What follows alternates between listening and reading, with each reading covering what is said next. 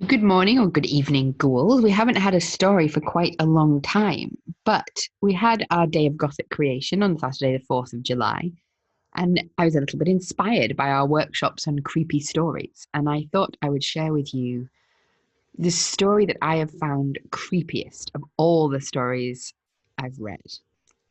It's They Flee From Me That Sometime Did Me Seek by Sarah Perry.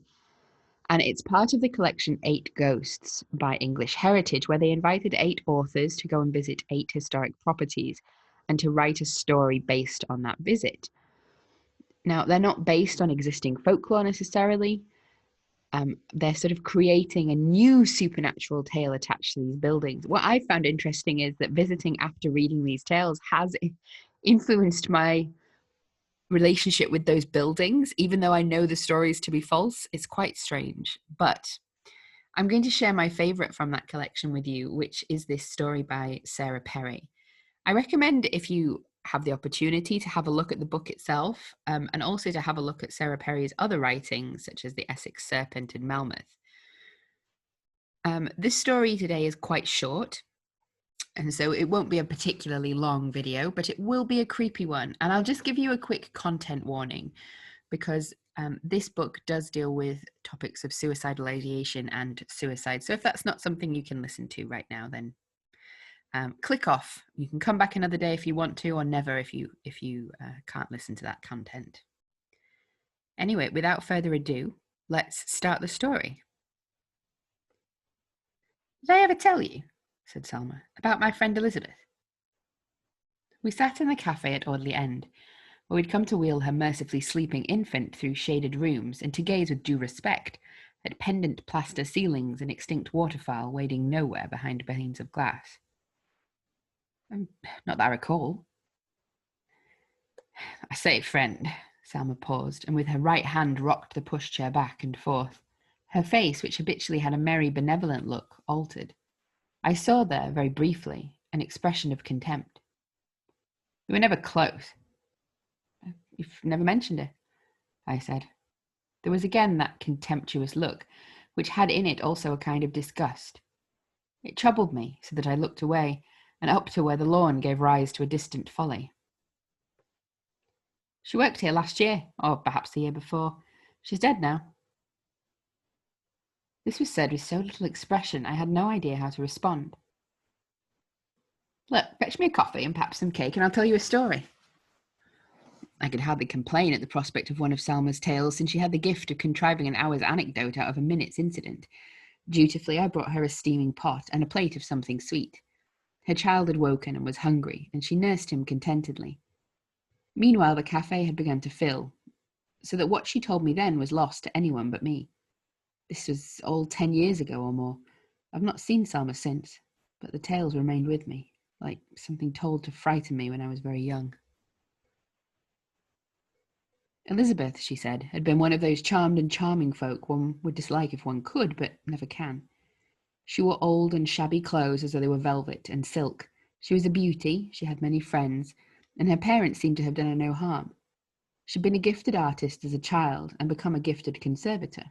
She'd lived in Paris, restoring a set of opera curtains damaged in a fire, and had once uncovered an Art Nouveau wall painting concealed behind the plaster of a Norfolk house. Late in the last summer of the last century, she was summoned to Audley End. Being an Essex native, she was familiar with the house, with its long approach beside a sunny lawn, and its famous yew hedge cut to resemble storm clouds. She was married by then, and if a week's work in her home county lacked the glamour of a Bohemian wall hanging in Prague, it allowed her to stay with her husband in the house where she'd grown up, with parents to whom she was devoted.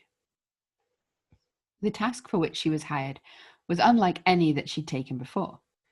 Wool and silks were her stock in trade, and the pads of her fingers were rough with needle pricks, but at Audley End she was one of three hired to restore a great Jacobean screen to its former glory. It was carved from oak, and the polish had lost its lustre. Arriving early at the house, cheerful as ever, if a little nervous, she was greeted at the door. Ah, come along in. Elizabeth, yes? I don't like to contract names. I, for example, am Nicholas and never Nick. Here we are. All is prepared. They stood then in the great hall. Banners suspended overhead bore Latin inscriptions. The blinds were lowered.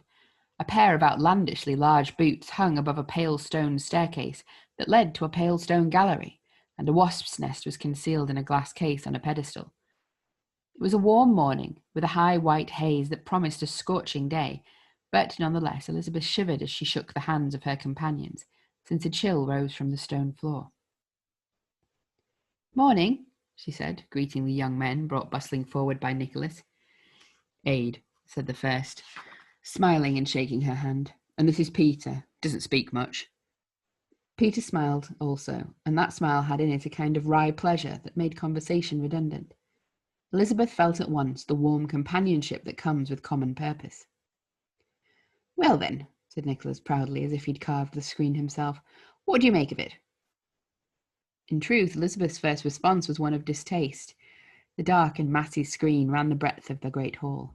At its centre, an arched door was covered in red velvet and flanked by 4 vast busts that resembled the kings and queens in a deck of cards. It was festooned with carved reeds and with wooden bunches of peach, grape, and pear, all of which seemed overripe. Her eye rested on a pomegranate, splitting open to reveal its store of seeds, and she almost thought she caught the scent of rotting fruit. Here and there were other faces, grinning green men and limbless women with hard, bulbous breasts. It was all in the Jacobean style, and admirable in its way, but nonetheless she found herself unwilling to meet its many unblinking eyes. Watching her, Nicholas grinned. "Odd, isn't it?" he said. Then he drew near, confidingly. It seemed for a moment as if he were about to reveal some secret, but evidently he changed his mind. He clapped his hands together and briskly rubbed them. "Not what one would wish for a living room, but well worth a spit and polish. Now then." He gestured to a trestle table on which cloths, brushes, pots of wax, and bottles of solvent were laid out on a white sheet. "Aid is the expert, I believe. Splendid, splendid. I'll leave you to it, and can be found in the cafe at lunch."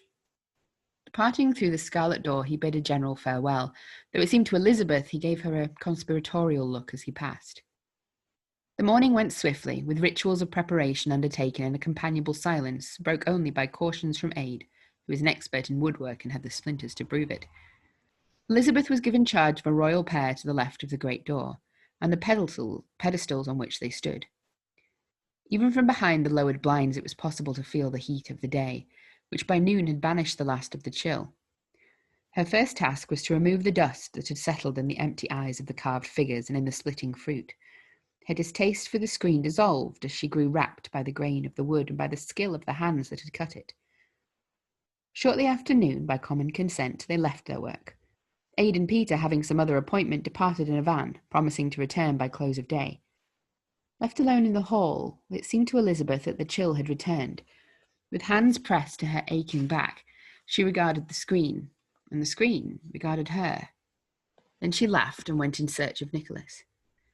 It seemed he had been waiting for her since the moment she opened the door to the deserted cafe. He beckoned her over. "How fares it?" he said. "Well, I think. The dust makes me sneeze." "I'm sorry you've been abandoned for the afternoon. Will you mind?"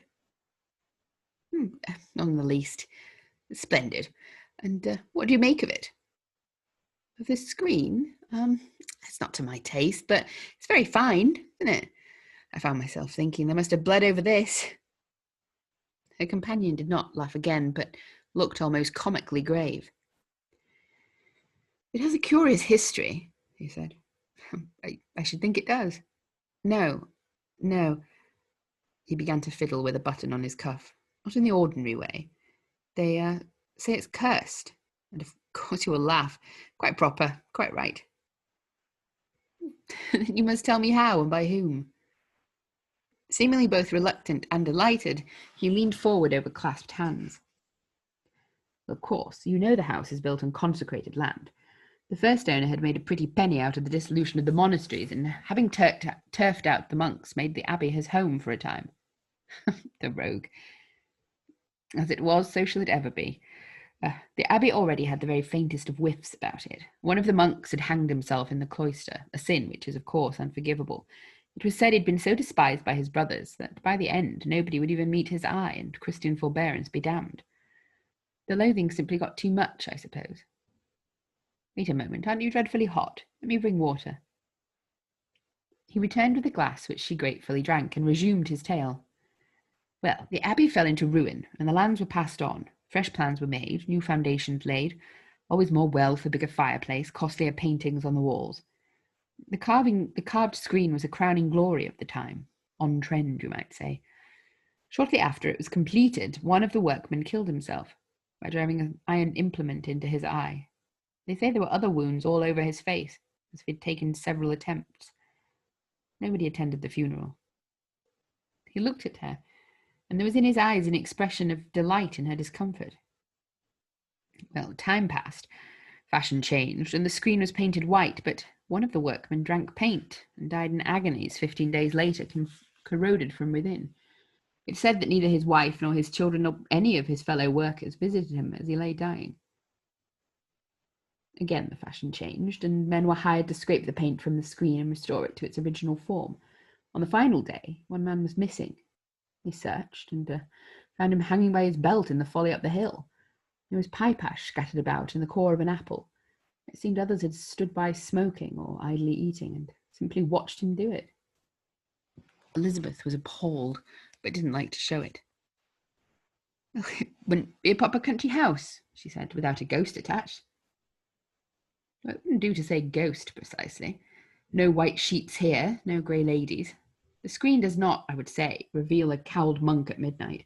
It's more a sensation, if you like, one of desolation, of abandonment, the fear that secretly one is an object of disgust and pity even to one's family.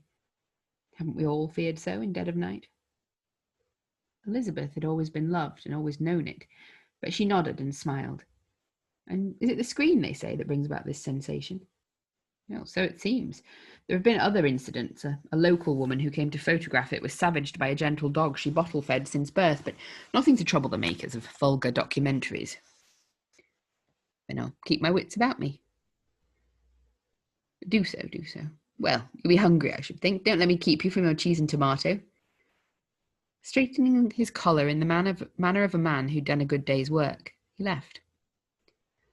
A little troubled, Elizabeth gazed for a time at a framed photograph of a Victorian family which hung on the wall. It reflected the summer light, but the glass was uneven, so that it seemed for a moment the wrinkled stockings of a tall girl moved on her bony ankles. When she'd eaten, Elizabeth returned to the great hall. That it had once been so cold as to make her shiver seemed now impossible. Particles of dust rose in the hot air. The wax had begun to melt in its pots. There was a sweetish, acrid scent that made her feel drowsy. Left to her own devices, she paced the hall. Here was the wasp's nest in its case, and there the shell of a tortoise, emptied of its warm, soft body and hanging hollow on the wall. She imagined it blindly paddling against the wood, and a stupid longing to find its living self. Cursing Nicholas cheerfully for having put her in an eerie frame of mind, she took up her tools and returned to the task. Her head ached from the heat and from the scent of wax and solvents in the air, and she felt a pulse set up painfully strong in her ears. She thought for a moment of the abbey as it had once been, thought of a pale stone cloister and godly men pacing the paving stones, quietly singing. It called to mind the image of a hanging man, and she wondered vaguely if he'd used his knotted belt and if perhaps he'd placed the knot against his throat and that had made things quicker. Out on the lawn, a crow croaked. Then there was silence, and if it hoped for an answer, there was none. Seated now beside the screen, Elizabeth felt an irresistible drowsiness come over her. The hollowed tortoise on the wall was still. The wasps in their case were motionless behind the glass. Even the dust and the beams of light had ceased to move. Drearily her hand moved across the grinning face of a limbless woman, and it seemed she ought to apologize for so intimate a touch.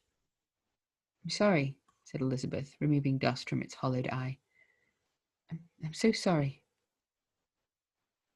The pain in her head grew worse, and she leaned for a while upon the screen. The wood was hard and cool. There came again the croaking crow, and from some distant place a stranger speaking.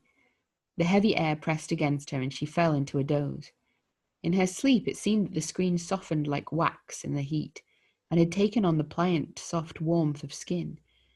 It seemed she felt it move against her cheek. The air grew still more acrid and more sweet. It was surely the fruit breaking open, the pomegranate blooming mouldy at the split. It was the scent also of flesh, sweating in the evening heat.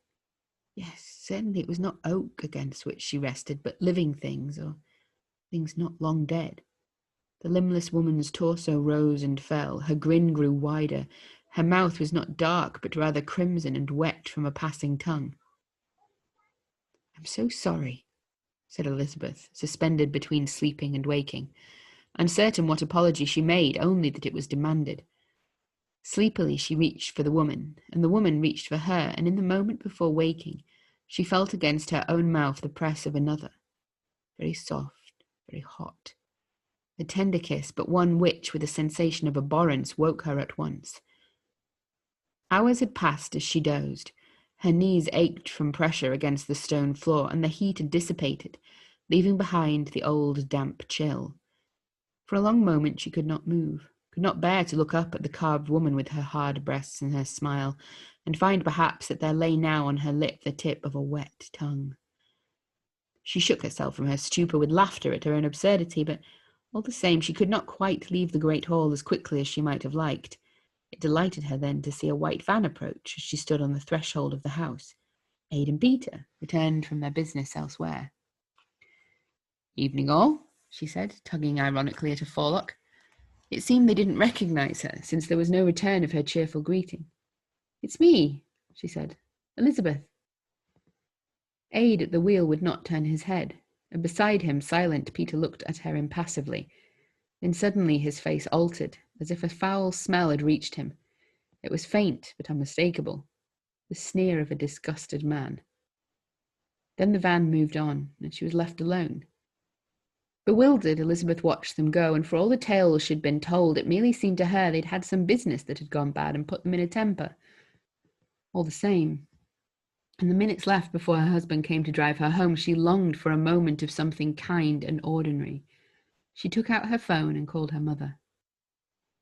"Mum," she said. "Oh, what a day! What's for dinner? How have you been?" She waited, but there was no answer.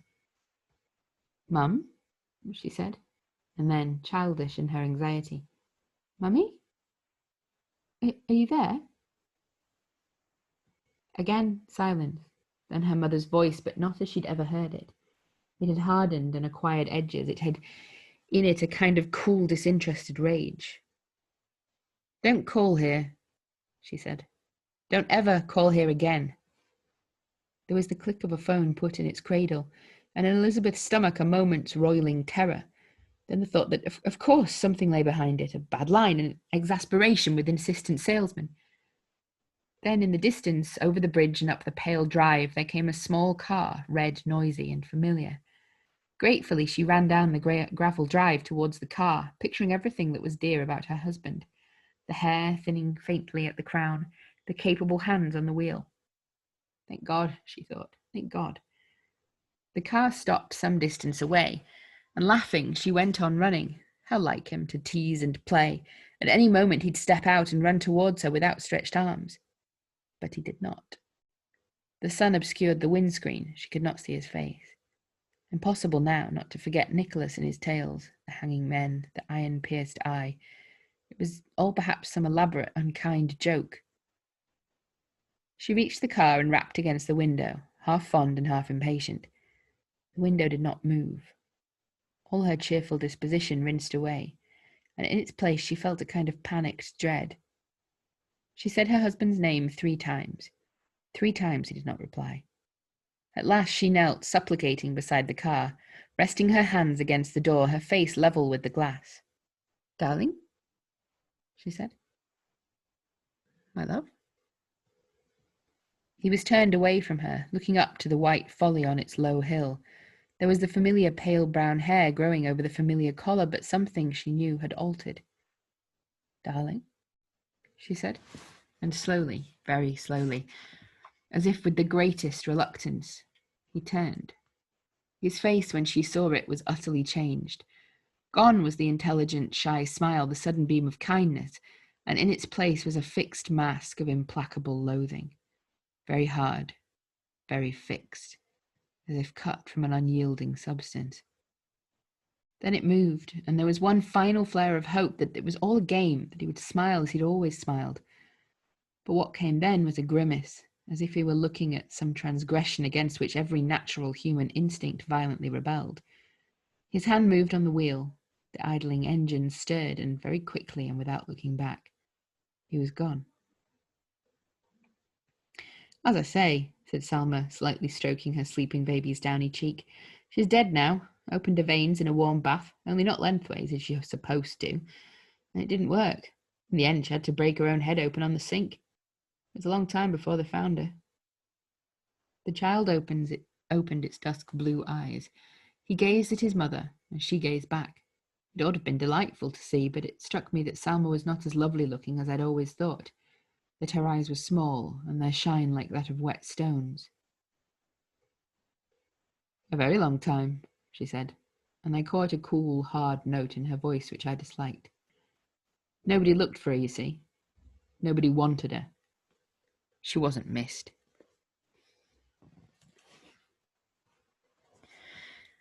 Well, I hope you enjoyed the story, if that's the right word. It might stay with you as it stayed with me. It's certainly sort of one of the most horrifying ideas. That ending part is really quite affecting, I think. Anyway, give me your ideas, give me your reactions.